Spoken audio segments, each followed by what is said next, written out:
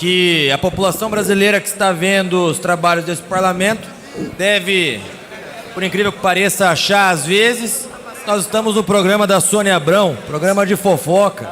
Vamos trabalhar, senhor presidente. A oposição não nos deixa trabalhar. Estamos discutindo essa matéria já há 2 dias. Já foi prejudicado, deputado. Foi prejudicado? Já, deputado então só Glauber. faltam 2. Só, deputado Glauber. Ok, Bruno. Senhoras, senhores, os motivos que nos levam a não querer que essa matéria seja votada no dia de hoje já são bem conhecidos. É uma pauta que favorece prioritariamente aos bancos e faz com que a maioria das pessoas sejam prejudicadas. Agora tem uma coisa muito estranha acontecendo. Surgiu agora mais um vazamento. Agora um vazamento de uma conversa entre o presidente da República e o ministro da Casa Civil, o senhor Onyx Lorenzoni. Vazamento esse que provavelmente teria acontecido a partir de uma ligação acidental do ministro Onyx Lorenzoni a um jornalista. Olha, tem muito acidente acontecendo nesse governo. Primeiro, é o filho do presidente da República que vaza uma conversa do seu pai com o ministro Bebiano. Depois é o próprio Bebiano que vaza conversas dele com Bolsonaro. Agora é Onyx Lorenzoni, acidentalmente ou não, isso ele que tem que responder para as senhoras e para os senhores, vaza uma conversa que tem com o presidente da República. E Bolsonaro então pergunta para Onyx Lorenzoni: você vai conversar com ele sobre as ações? Senhor presidente. Pergunta Bolsonaro. Onyx confirma que abordará o assunto na conversa.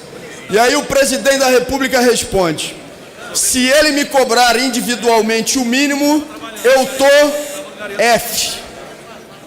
Tem que vender uma casa minha para poder pagar. O presidente da República, já que o áudio foi vazado, tem que explicar sobre o que ele está falando. Que casa é essa que ele teria que vender para pagar o senhor Bebiano por possíveis ações? E que vazamento é esse de uma conversa entre o presidente da República e o seu ministro da Casa Civil? Senhoras e senhores, tem muita coisa acontecendo nos subterrâneos desse governo. E é obrigação não só da oposição, da bancada do PSOL e dos demais partidos, mas de todos os parlamentares cobrar explicações do governo do senhor Bolsonaro.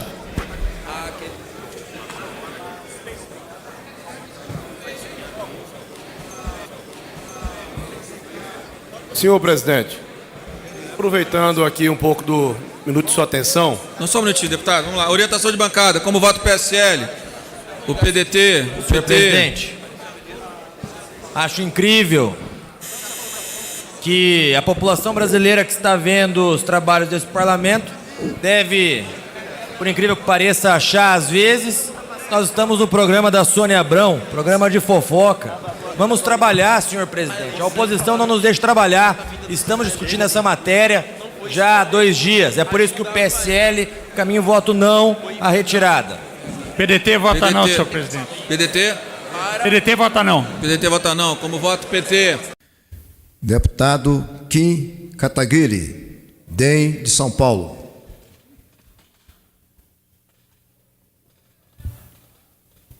Vossa Excelência tem 3 minutos para seu pronunciamento.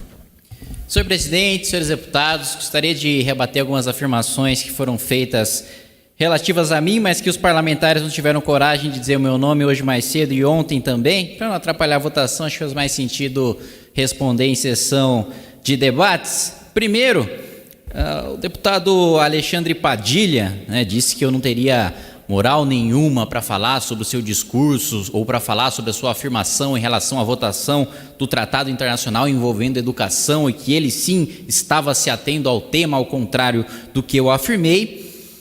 E, posteriormente, aliás, antes disso, a deputada Gleisi Hoffmann já tinha dito que eu era produto do submundo das redes sociais e que utilizava títulos espalhafatosos. Me causou surpresa descobrir que esse discurso do deputado Alexandre Padilha foi para o seu canal no YouTube, que possui incríveis 383 inscritos. 383 mesmo, não 383 mil. E que enviou um vídeo com o título Padilha detona Kim Kataguiri, com 80 visualizações, assim, um quórum menor até do que a gente encontra aqui no plenário da casa num dia comum. Então, parece que o PT está um pouco de inveja aí de quem veio das redes sociais e tentando imitar de uma maneira bastante patética o trabalho consistente que a gente faz, mas o sucesso que a gente tem nas redes sociais e na internet vem do nosso conteúdo, vem da nossa consistência e vem da nossa coerência. Por mais que vocês tentem imitar ou emular qualquer coisa do tipo, vocês jamais vão conseguir. Outro ponto que eu queria levantar, senhor presidente, é o de que houve nessa legislatura uma mudança dos lugares dos deputados do Democratas, né, que antes ficavam na parte da direita aqui do plenário e passaram ali para a esquerda, mas os parlamentares do PSOL não estão respeitando essa nova configuração. Hoje, felizmente, a gente conseguiu, na votação, sentar de fato nas cadeiras que não são de direito, porque nós temos parlamentares suficientes para isso, diferente do PSOL, que tem uma bancada nanica.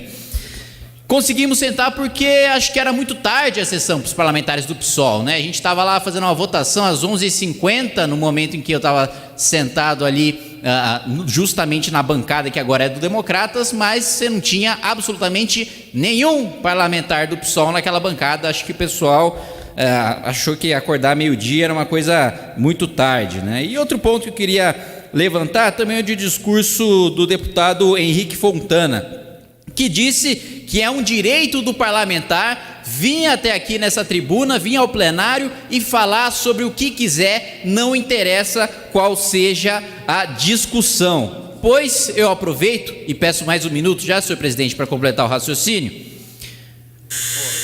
aproveito para citar o regimento interno da Câmara dos Deputados e para lembrar o deputado que democracia não se faz com deputados tendo privilégios ou superpoderes, mas com deputados seguindo as regras como toda a população. E o artigo 175 do regimento interno desta Casa de Leis diz o seguinte: o deputado que usar a palavra sobre a proposição em discussão não poderá, inciso 1º, não precisa nem ler muito do regimento, é só pegar o inciso 1º, não precisa nem avançar, desviar-se da questão em debate, ou seja, tem de debater o assunto da matéria, não pode falar sobre São José da Piraporinha, cumprimentar o prefeito que fez aniversário, cumprimentar o vereador, falar da intriga de partido A ou de partido B, e da próxima vez que um parlamentar do PT se desviar da discussão, pode ter certeza que eu vou levantar a questão de ordem, ou melhor, vou levantar a reclamação no plenário.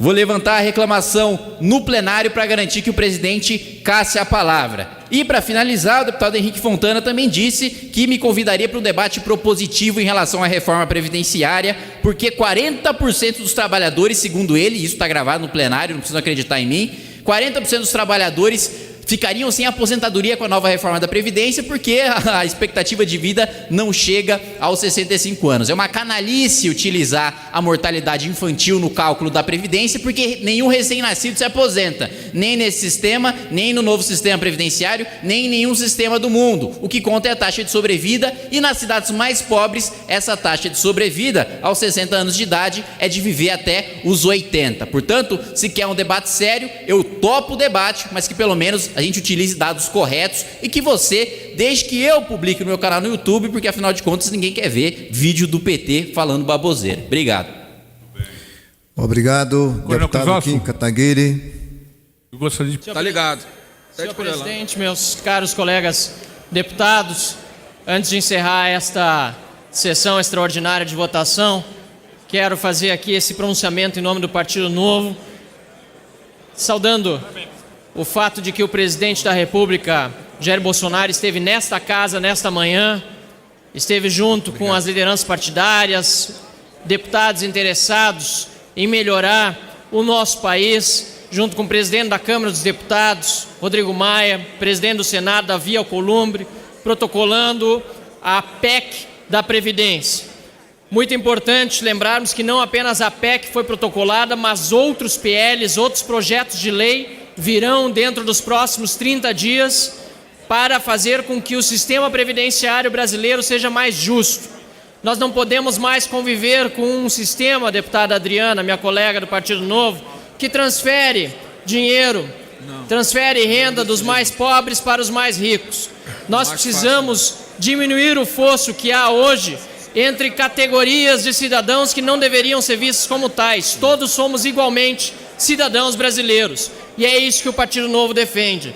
Se nós virmos hoje como é a Previdência no Brasil, em média, vejam bem, senhoras e senhores brasileiros, em média, um trabalhador da iniciativa privada se aposenta com em torno de R$ 1.200. E um trabalhador no serviço público com mais de R$ 9.100. 1.200 no setor privado, 9.100 no setor público. Uma tremenda injustiça. Precisamos corrigir essas distorções e a PEC protocolada hoje já começa. Inclusive, cortando na própria carne dos políticos, o que é muito importante mencionar.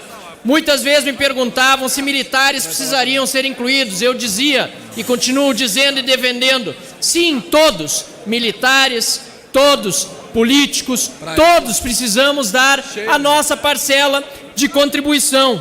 Precisamos buscar um equilíbrio nas contas públicas, combater o déficit fiscal, atrair investimentos para o Brasil.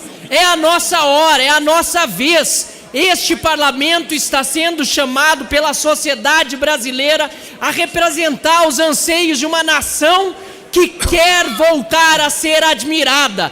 Este é o nosso papel de deputados federais, de senadores da República. E é o papel que o Partido Novo vai saber representar aqui nesta casa, defendendo uma reforma da Previdência que combata privilégios, que equalize a todos e que faça com que nós tenhamos, de fato, um Brasil mais justo. Muito obrigado, senhor presidente. Alexandre Padilha, para encerrar. O presidente Gonzaga votou com o partido nas votações anteriores. Senhor presidente.